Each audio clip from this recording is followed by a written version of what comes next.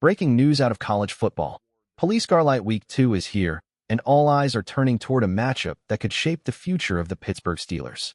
A potential first-round quarterback target is stepping onto the national stage, and what he does this weekend could change everything for Pittsburgh's draft plans. Stick around, because you do not want to miss this breakdown. But before we dive into the latest updates, make sure to subscribe to the channel, hit that like button, and don't forget to press the bell icon so you never miss breaking Steelers news. Alright, let's jump straight into it. Week 2 of college football brings US one of the most exciting matchups of the season. Michigan heads to Norman to take on Oklahoma, and while the spotlight is on two powerhouse programs, Steelers fans should keep their eyes locked on quarterback John Mateer. This is the kind of game where stars are born. Mateer isn't just another young QB. He's a player with NFL-level traits, raw arm talent, and the type of upside that has scouts paying close attention. His throwing mechanics, especially his sidearm release, bring shades of Justin Herbert to mind. Now, he doesn't have Herbert's size, but his ability to sling the ball with velocity and accuracy makes him a name worth watching closely.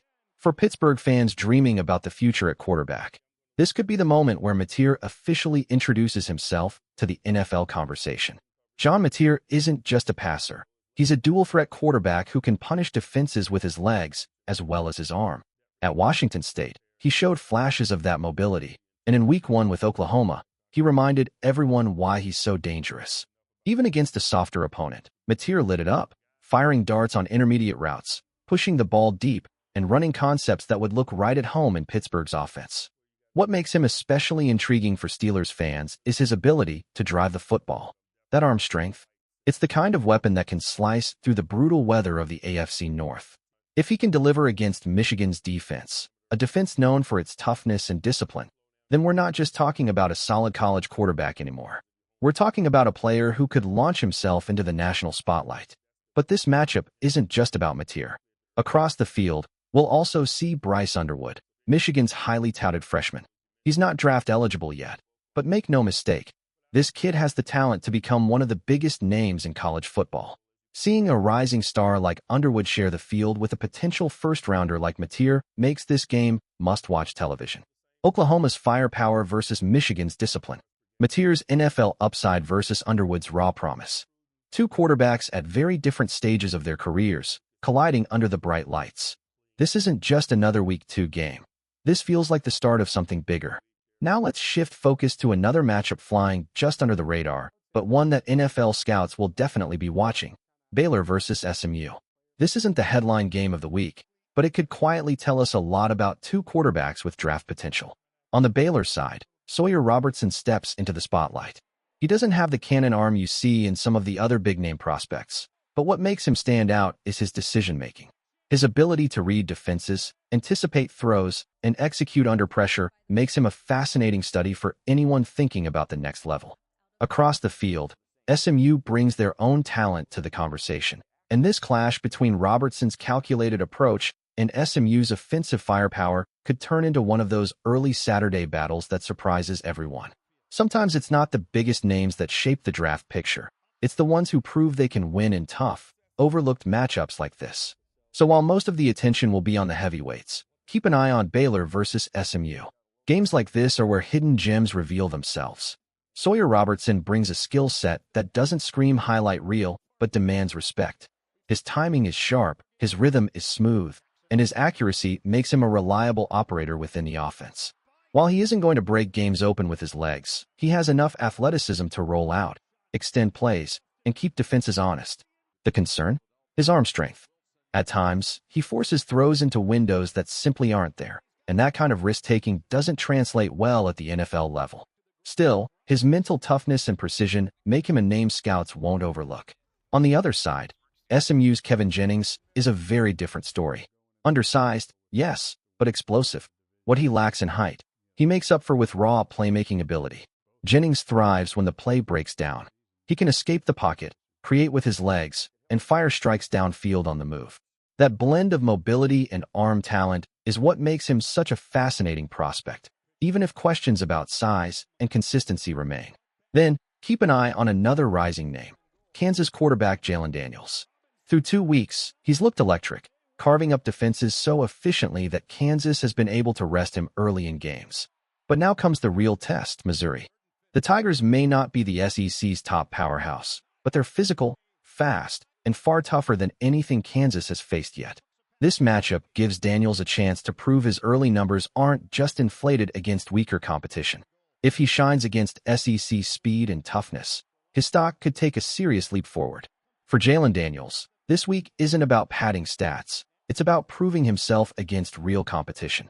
If he wants to climb into the upper tier of draft prospects, he has to deliver when the stage gets tougher, and Missouri is exactly that kind of test. Now, shifting gears to another fascinating matchup, Oregon versus Oklahoma State. The player to watch here? Dante Moore. The young Oregon quarterback already has a reputation for one of the most beautiful deep balls in college football. His touch down the sideline, his timing, and his accuracy on vertical throws set him apart from a lot of his peers. Why does that matter for a team like the Steelers? Because history shows Pittsburgh values quarterbacks who can stretch the field and punish defenses vertically. Just think about the success of guys like Russell Wilson and Aaron Rodgers, whose careers were built in part on their ability to drop those perfect passes deep downfield. Moore shows flashes of that same trait, and it makes him incredibly intriguing as his career unfolds. And make no mistake, Oklahoma State isn't going to roll over. They'll test Moore with pressure, disguises, and physicality. If he can keep that deep ball humming under those conditions, he'll prove he's more than just hype. He's a legitimate NFL prospect in the making. Let's close this out by looking at two quarterbacks who didn't exactly impress in Week 1, but who now have a chance to bounce back and re-establish themselves in Week 2. First up, Arizona State's Sam Leavitt. On paper, his debut numbers looked strong. Over 250 yards passing, 2 touchdowns, and some nice plays with his legs. But when you dig deeper, the tape tells a different story. His timing was inconsistent. He held the ball too long on several snaps, and one of his interceptions was simply the result of a poor decision. Those mistakes don't show up in the box score, but they matter when evaluating his long-term upside. That being said, the talent is there. Leavitt has the arm to push the ball downfield, the athleticism to escape pressure, and the tools to run a balanced offense. What he needs now is polish, better rhythm, quicker reads, and proof that he can shoulder the full responsibility of leading this team. Last season, Arizona State leaned heavily on Cam Skattebo to carry the offense. This year, the expectation is different. It's Leavitt's turn to be the guy, and the timing couldn't be more critical. Mississippi State isn't going to give him easy throws. If Leavitt can tighten up his game and cut down the errors, Week 2 could be the performance that flips the narrative back in his favor. The final quarterback to spotlight is Arch Manning, a name with plenty of hype, but Week 1 was far from the debut fans expected. Against Ohio State, Manning's mechanics broke down. He threw off his back foot, floated passes that were picked off, and delivered several balls behind his receivers. Playing your first road game in the shoe against a powerhouse like the Buckeyes is no easy task, but even so, it raised some real questions. Now, Week 2 offers a very different challenge, San Jose State. This is where Manning needs to show control, command, and confidence.